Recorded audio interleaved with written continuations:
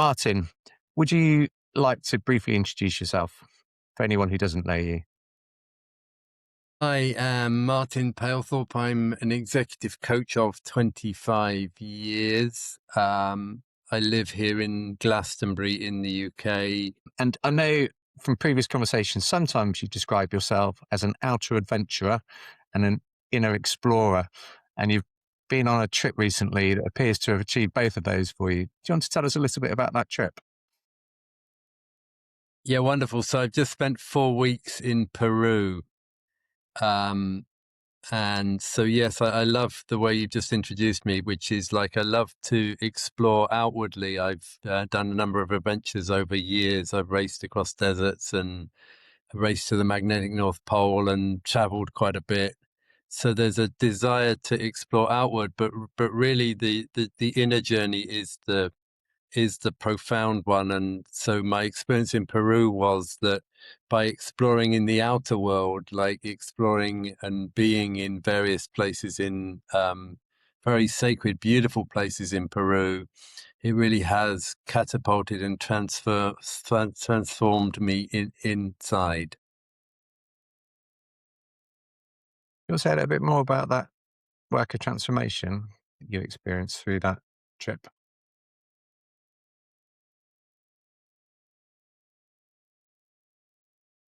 So yes, and I guess this comes into like what's the purpose of this video, and my passion for this video was to or is to inspire people to retreat from, and when I say retreat in its purest sense is to retreat from life, retreat from normal busy life in the box that we spend our lives in the home, in the town, in the work, that we're running in a set way of being and thinking, to retreat.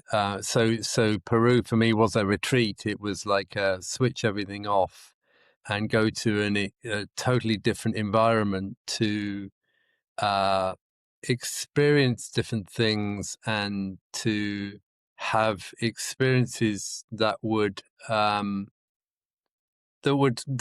transform me in some way. Yeah, and I went to I went to Sacred Valley. Primarily, I was in Sacred Valley in Peru, which is a very beautiful. This the Andes mountain range. It's beautiful. I lived in a community. I trekked. Uh, I worked with a shaman out there, so I had various sacred ceremonies, and the whole experience was profound.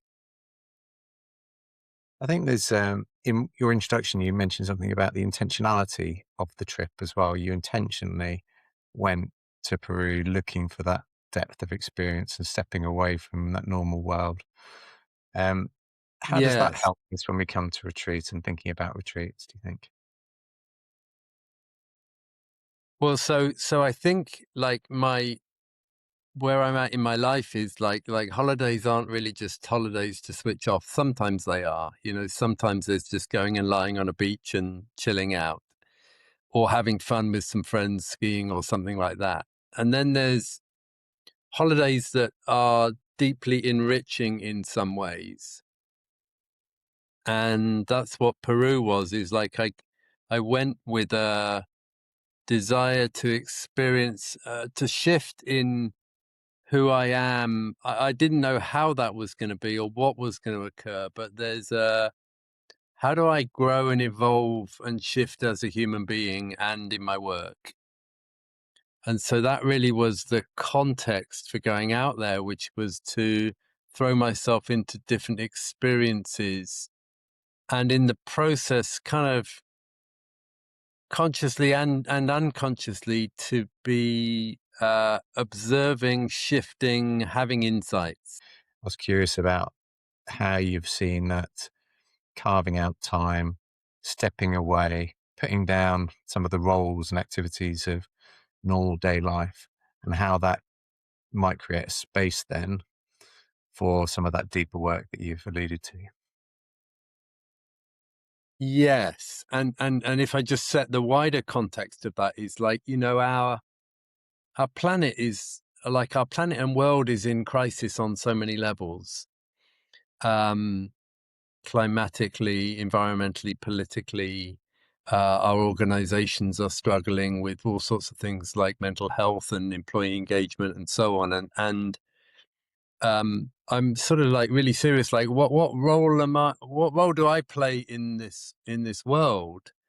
And the only thing that's going to shift and improve the world that we live in to be a more beautiful, sustainable world is if we all shift. If we all shift in our thinking, so we're not like, we're shifting from the conditioning that we grew up in, what we're typically like, we are a result of our childhood. And so what that means, and we're also a result of the societal conditioning that's got us here. And so what I'm really passionate about in my work as a coach is like, actually, we need to shift.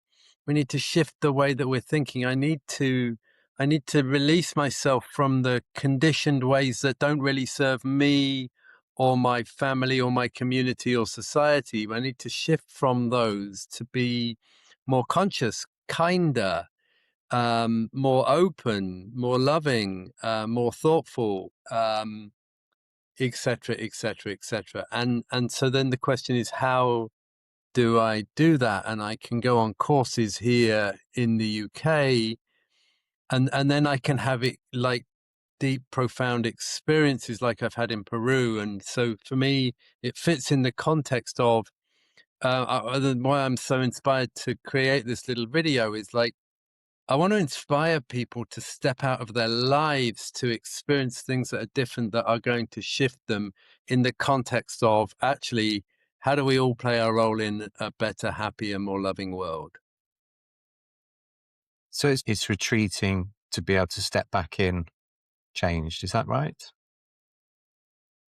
Yes, which is withdrawing from normal life for experiences that are deeply nourishing and fun and enjoyable, and then to step back in. Absolutely, it's not withdrawal for forever, for sure. Do you want to bring that to life a little bit in terms of some of the changes you've noticed about yourself as you step back into your normal life after your 4 weeks in Peru?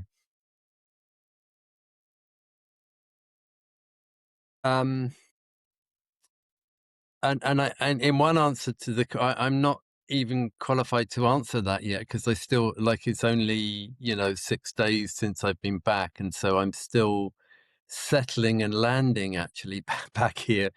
Um, I think, and I've been reflecting on this, like, as a normal holiday. I've started to work with clients again, and the clients have got a New Year's resolution list. I've like, I want to do this differently or that differently. I've got these goals for this year. I want to focus more on my home or my health, and what I'm noticing about me is that I've come back with some element of, I want to run more retreats. Actually, yes, one of my things is like, I run retreats for leaders, and so I've realized the power of retreats, and I'm going, oh my goodness, I need to do more of this. So on some level, my insights and reflections are sort of practical. Yes, I'm going to do more of this and less of that. I'm going to focus on my health, etc. But the biggest shifts are um, more profound than that. They're like in my inner being, and I'm wondering if people can relate to this. When there's a shift inside where I feel more open-hearted, I feel more loving, I feel more self-expressed, I feel more fun. And these are not things that the rational mind can tick off and go, it's like on the New Year's resolution list, we go, yeah, I want to be more fun and be more self-expressed. And maybe we do sometimes have those things, but they're not a cognitive shift. They're a shift in our being, in the very nature of our being. And so what I'm interested in for myself and for others is how do we shift at such a fundamental level that it shifts how we are and how we experience all of life? Yeah. And thinking about the leaders that you work with and the leaders that you will be working with in 2026 and beyond, what do you think for the people you see in your work, what are some of the shifts that they go through and can expect to go through if they work with you in this year ahead?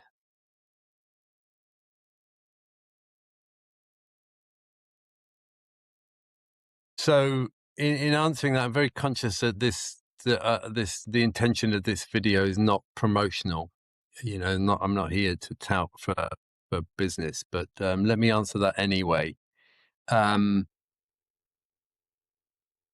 I think what I'm bringing here is where I'm going with my work is like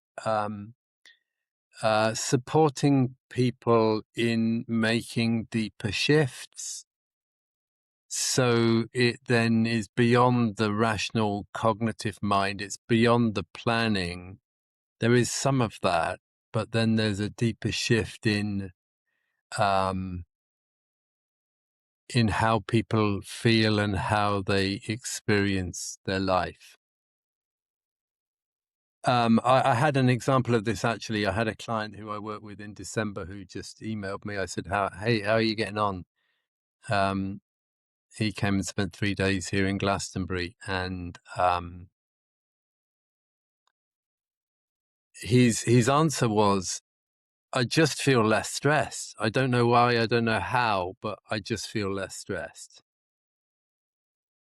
So the work I'm interested in, but like I think the journey for us all is how do we shift some things? We don't know we don't know what's changed necessarily, but something shifts inside. It's beautiful, beautiful. And I know there's something I'm experiencing. Those shifts are happening fairly fast at the minute, and letting go of the things I've held for 30 years of corporate world and in these middle years of mine, and thinking about what that means. So I think that sounds really powerful. That retreat, that stepping away, that seeking inner experience and clarity. But that clarity that unfolds then over days, weeks, months, years after those experiences have long gone. Sounds really great, Martin. Yes. Okay. So, Martin, clearly you've got great experience of both participating in retreats all around the world and leading retreats for others. As you stand back slightly, what do you think are the component parts that make a really great retreat?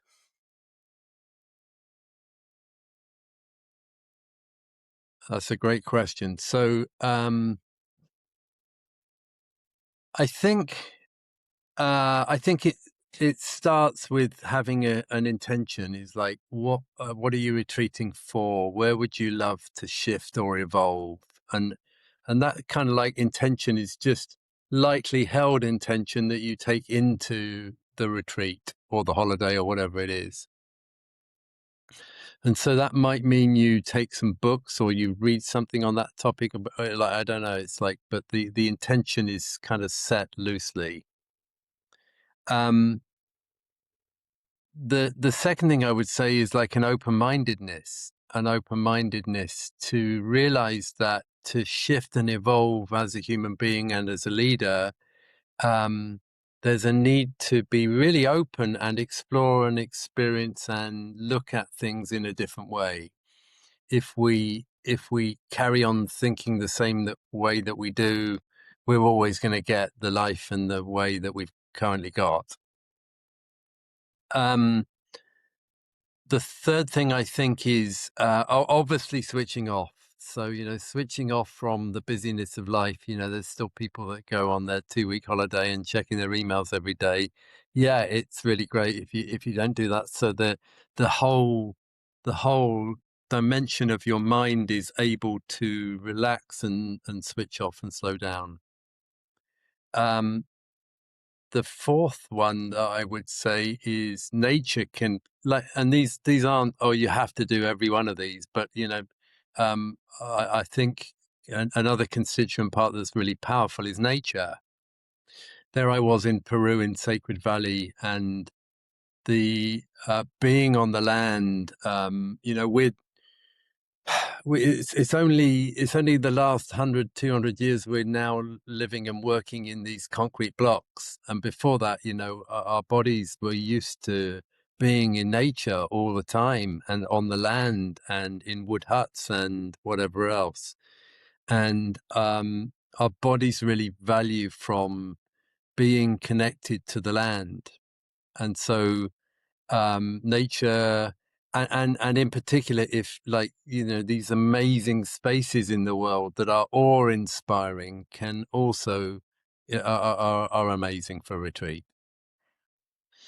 And then there's a couple of other things. Well, one is you can retreat on your own, of course, but another one is like to retreat to a place that is totally outside of your existing life and experience.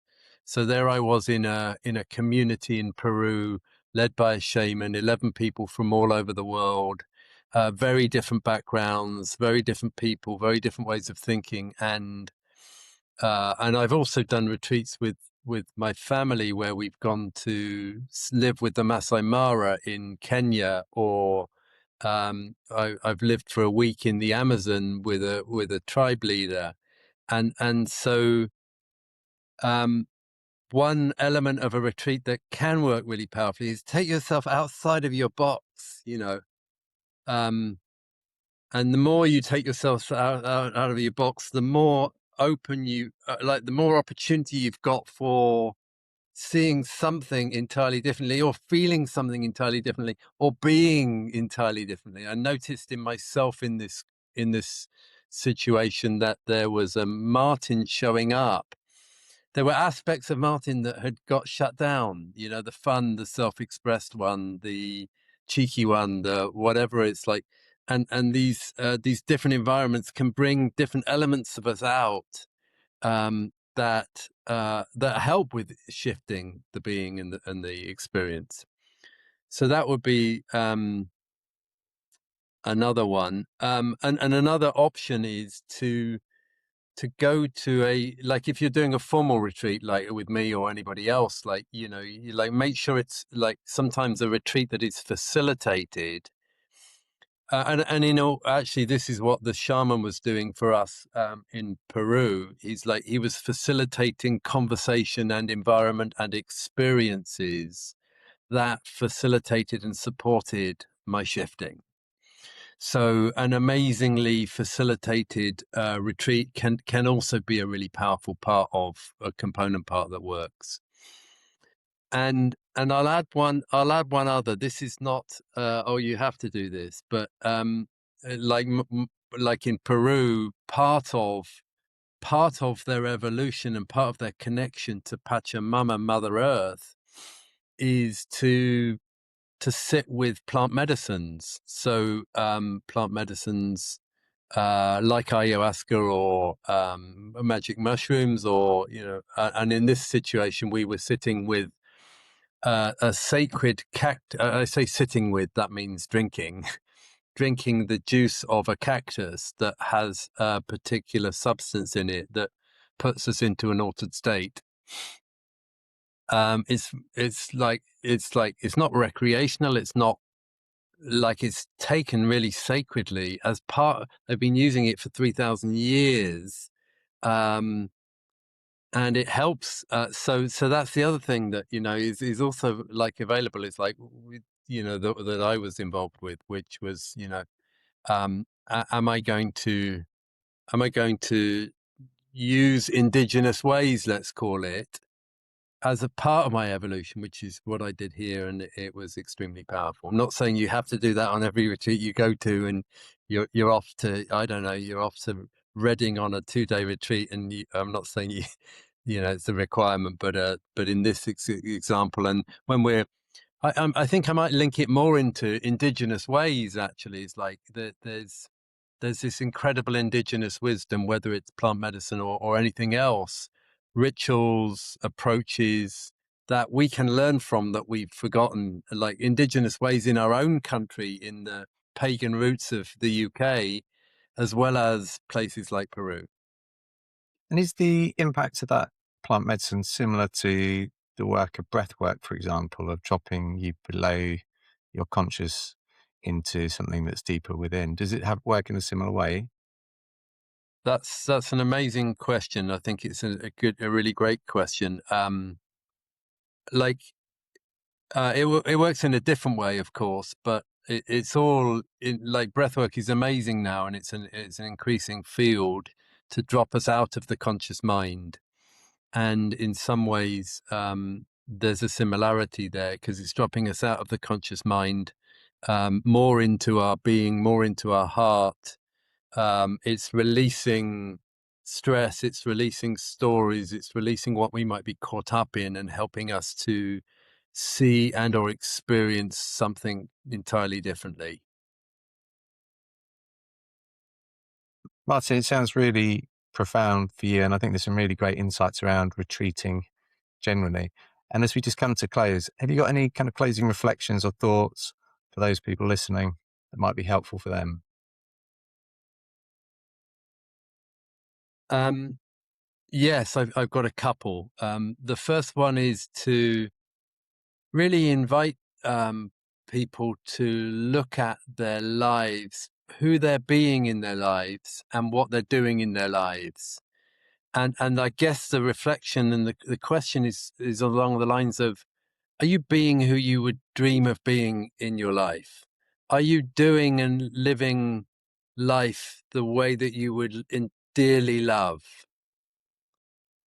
Because I feel like there's a better life in our doing and our being that's available for most of us.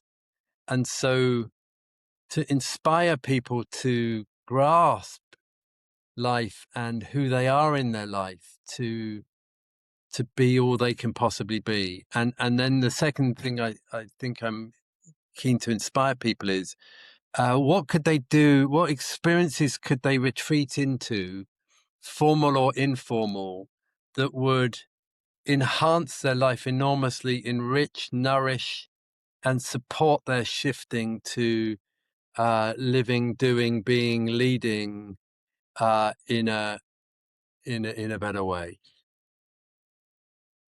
Beautiful. What an invitation. Thank you, Martin. It's been a joy to listen Thank to you. your reflections and your experiences. Thank you so much, Chris.